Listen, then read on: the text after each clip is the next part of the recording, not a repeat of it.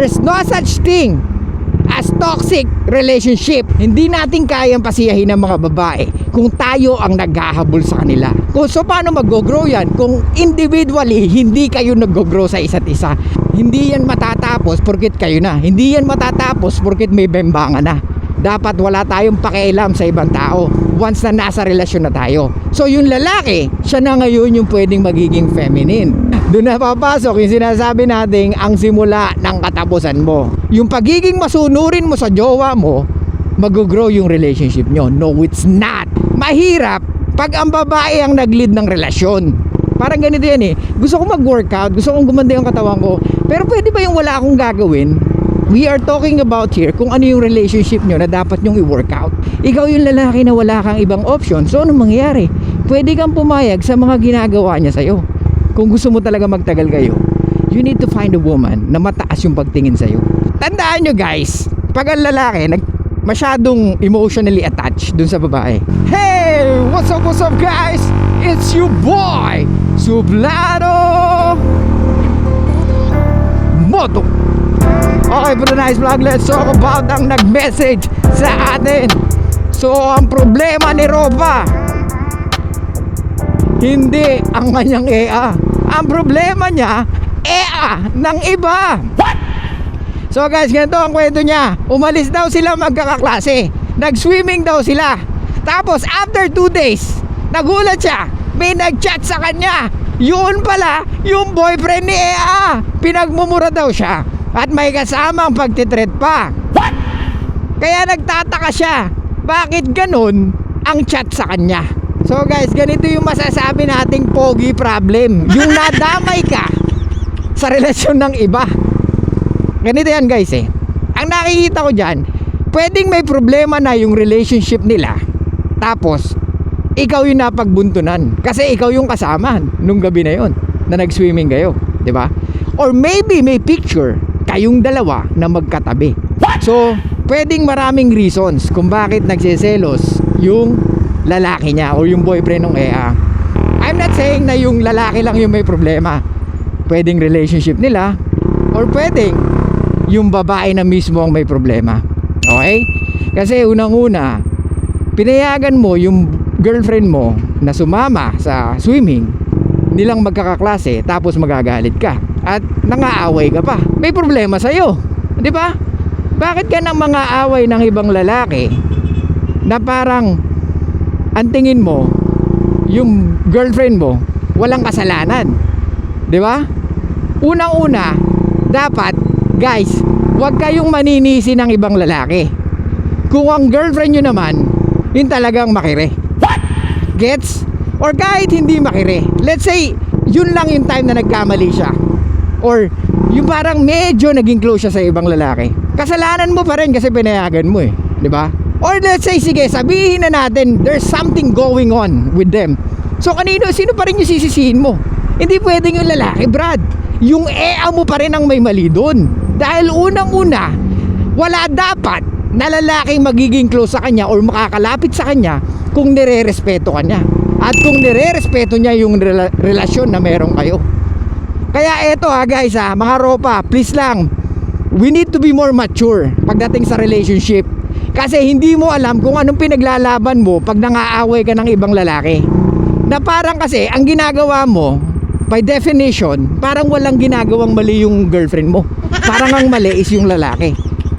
Tandaan mo, walang makakalapit sa EA mo kung marunong siya mag-put ng boundaries.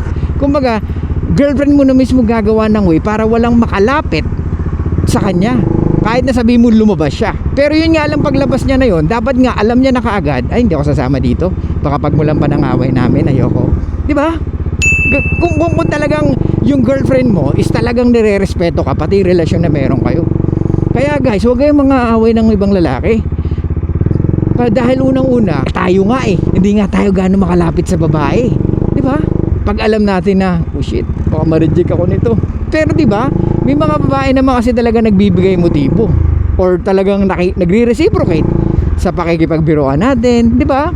Or maybe nilalandi rin ng ibang kalalakihan. Pumapayag si EA mo. Ano magagawa natin dun? Sumasakay siya, di ba? dapat ilagay natin sa lugar yung galit natin. Pero ito nga mga ropa, para mas magkaintindihan tayo dito. Tandaan nyo guys, pag ang lalaki masyadong emotionally attached dun sa babae, most likely yung babae pwedeng mawala ng gana dun sa boyfriend niya. Kaya nga sinasabi ko sa inyo, dapat ang babae ang mas lamang yung pagtingin sa inyo kesa kayo yung mas lamang na pagtingin nyo sa kanila.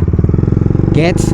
If you want a long-term relationship, kung gusto mo talaga magtagal kayo, you need to find a woman na mataas yung pagtingin sa'yo. Hindi yung ikaw ang mas mataas ang pagtingin sa kanya. Dahil tandaan mo, may leverage siya pag nangyari yon. And una niyan, susubukin ka. May mga shit test yan na gagawin para makita niya kung confident ka talaga sa paglilid mo ng relationship. Siyempre, dahil ikaw bilang lalaki, may insecurities ka kasi nga may leverage siya sa'yo eh. Ayaw mo siyang mawala eh. Diba? Ikaw yung lalaki na wala kang ibang option. So, anong mangyayari? Pwede kang pumayag sa mga ginagawa niya sa'yo o sa mga gusto niyang gawin para sa sarili niya. Guys, don't be a placeholder boyfriend. Kasi, at the end of the day, magbabackfire lahat sa'yo yan. And, ano na-develop sa'yo? Na okay lang yun. Na dapat tanggapin ko yun. Kasi ayoko maging toxic yung relationship namin. Kasi ayoko siyang pagbawalan. Kasi maintindihan naman ako, what the? Brad, we are not talking about here kung ano yung mga gusto niyang gawin. We are talking about here kung ano yung relationship nyo na dapat nyong i-work out. Gets? Hindi mahalaga na dito kung ano yung dapat niyang maramdaman most of the time. Ang mahalaga dito kung paano mag-work yung relasyon nyo at kung paano mag-grow. Ngayon, kung papayag ka, parang ganito yan eh, gusto ko mag-workout, gusto kong gumanda yung katawan ko, pero pwede ba yung wala akong gagawin? Pwede ba yung gusto, kung kailan ko lang gusto pumunta ng gym? Ano yun? Walang ganun, Brad. Kaya tayo, kung gusto natin umasenso sa buhay, we need to do something for ourselves, di ba? Kailangan natin maging disiplinado. And even sa relationship, kung ang babae or kung ikaw pinapahalagahan mo yung relationship na meron kayo, syempre gagawa ka ng mga ibang way or ng way para mas mag-improve yung relationship nyo. Kasi masasayang at masasayang yung effort mo at yung oras mo kung siya lang din naman pala ang masusunod at maglilid ng relasyon nyo. Dahil kahit kailan, mahirap, I'm not saying all ha, mahirap pag ang babae ang naglid ng relasyon. Why? Kasi nga, they are emotional creatures. Paiba-iba ang isip nila, paiba-iba ang utak nila, paiba-iba ang emotions nila, paiba-iba ang nararamdaman nila. Gets mo? So ngayon pwedeng gusto niya, mamaya ayaw niya. Let's say for example, inahaya ka niya, babe, kain naman tayo sa ganito. O sige, alis tayo ng ganitong oras, ganyan-ganyan. O dumating na yung oras na yon, nagbihis ka na, tara na. Wag na, ang init eh. Nawala na ako ng gani. Kumain kasi ako nung ganito, nabusog na ako. O diba? Kaya nga mahirap, yung mga simple things na yon, pababayaan mo lang. Kasi pag yun ang ginawa mo, unti-unting mangyayari niya, natatanggapin mo na okay lang yun, which is hindi. O guys hindi ko nilalahat na pag ang lalaki nag-lead ng relasyon, mag-work. Of course, hindi. Diba? Hindi naman lahat. Kasi may mga babae rin naman nagli-lead ng relasyon, pero nag-work naman. Pero, hindi majority. Gets? Pero yung majority na guy na sumusunod sa asawa or sa girlfriend, marami niyan. Yung kumbaga, yung girlfriend na nila nagdidesisyon sa araw-araw na ginagawa nila. Parang, babe, basketball lang kami ha, okay lang? Hindi, dito ka lang. O yan, minsan lang ako mag-basketball. Pero syempre, dahil ikaw si simp guy or ikaw si Mr. Nice Guy, tatanggapin mo yun at okay lang sa yun. Kasi ayaw mo siyang mainis, kasi ayaw mo siyang magalit. So ano nangyayari? Nagiging nakakasanayan mo. Naakala mo, yung pagiging masunurin mo sa jowa mo, mag-grow yung relationship nyo. No, it's not. Okay? Kaya tayo nagugustuhan ng babae, it's because we show something na meron tayong leadership, especially sa sarili natin. Ngayon, kung mawawala yun sa relasyon, do you think yung nararamdaman niya sa yung attraction, it will be the same? No, it's not. Don't expect na magpapakasim ka or magpapakanais ka sa relationship nyo, tapos mag-e-expect ka na mas magwo-work to. No, it's not. Ang pinakamangyayari niyan, pwede ka ma-take advantage or pwede siya magbigay sa iyo ng mga shit test para makita niya na talagang confident ka or hindi. Pero most of the time, yung shit test na yun, doon na mag-i-start yung sinasabi natin, ang simula ng katapusan mo. Doon na papasok yung sinasabi natin, ang simula ng katapusan katapusan mo. Kasi nga, sumusunod-sunod ka na sa girlfriend mo or sa partner mo or asawa mo.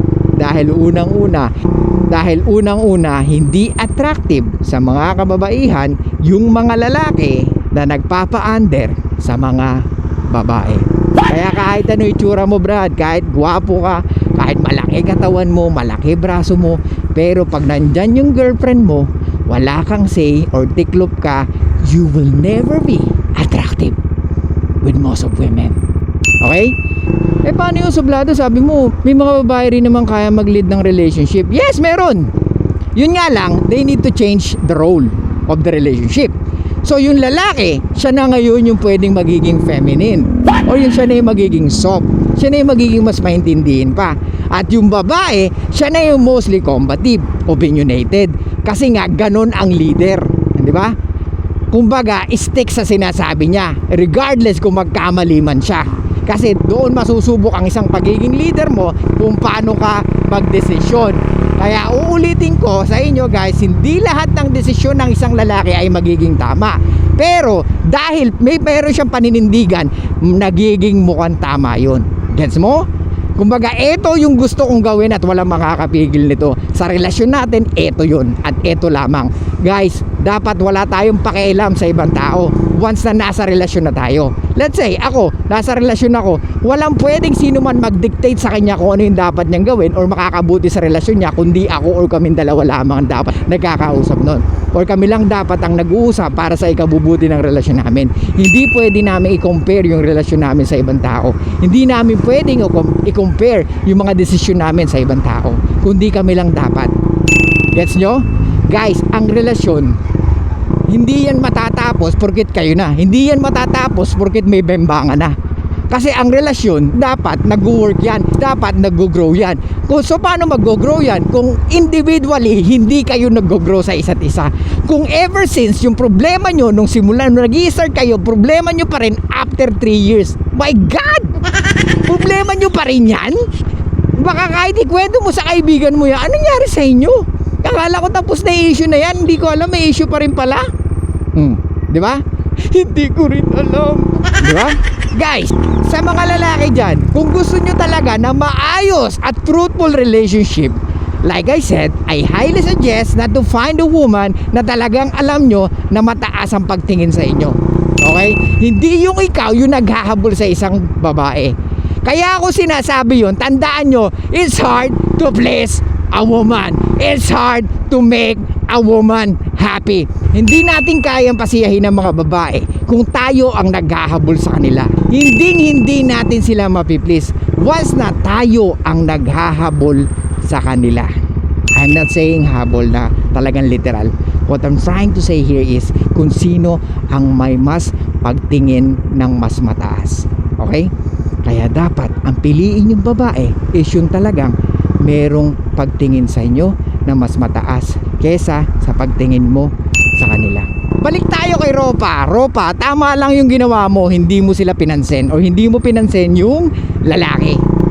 Pero guys, kasi ganito nangyayari. Tandaan nyo guys pagdating sa relationship, ang lalaki mas nagiging territorial. We are territorial by nature. Gets? Because we are the one protecting di ba? Pinoprotektahan natin sila, kaya we are very territorial pagdating sa tao na mahal natin or yung tao na nagmamatter sa atin. Hangga't maaari, walang pwedeng makalapit, di ba? Kaya bro, tama talaga yung ginawa mo kasi unang-una, walang pupuntahan pag pinatulan mo yan. Ano yan? Lose-lose situation ka dyan. Kasi unang-una, hindi mo naman girlfriend yun, di ba? So yun nga, mas nagiging territorial tayo sa taong mahalaga sa atin once na habang tumatagal, mas lumalalim yung nararamdaman natin sa kanila. Kaya marami tayong pinagbabawal kasi nga gusto natin mas mag-work yung relationship natin. Hindi niya na pwedeng gawin yung ginagawa niya nung single siya kasi she's already in a relationship. Ngayon, kung hindi siya susunod, iwanan mo na, Brad. Okay? Uulitin ko guys, there's no such thing as toxic relationship.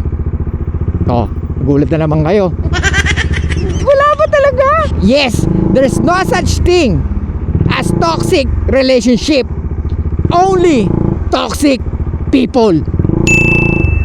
Huwag nyo idama yung relationship. Kasi ano yan level yan relationship yan Kumbaga, dalawa kayo dun Nagiging toxic ang relasyon is because dahil sa inyong dalawa or dahil isa sa inyo hindi marunong kung paano kumilos once na nasa relasyon. Pwedeng yung isa sa inyo entitled, yung isa naman tamad. Di ba? Na dati, dinidisiplina mo yung sarili mo kaya kanya nagustuhan, ngayon anong nangyari sa'yo? Parang hindi niya alam kung meron patutunguhan pa yung relasyon nyo. Imagine Brad, sige palit kayo ng sitwasyon. Kung ikaw nasa katayuan ng babae, pipiliin mo ba yung sarili mo?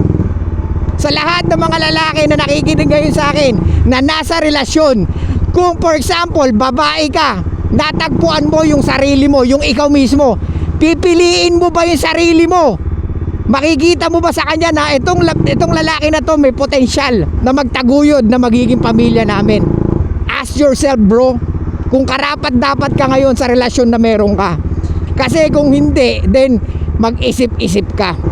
Tandaan mo, ang babae looking for security. So kung hindi mo kayang ibigay yung seguridad na yon, ayaw niya bang masayang yung oras niya? Of course! Kaya wag kang mag-expect na mag-i-stay yan ng pangmatagalan sa'yo. Dahil pwedeng kayo pa, pero sa puso't isipan niya, wala nang kayo. Nakipag-break na siya sa'yo. Maybe physically kayo pa, pero mentally, emotionally, wala na. Gets? Sa Europa, uulitin ko, tama yung ginawa mo na hindi ka nagsalita. Hayaan mo sila, problema nila yon. Kasi lose-lose situation yan. Hindi ka pwedeng sumali sa problema ng iba. Kaya nga uulitin ko sa inyo guys, wag na wag kayong didiskarte na may jowa na. Gets?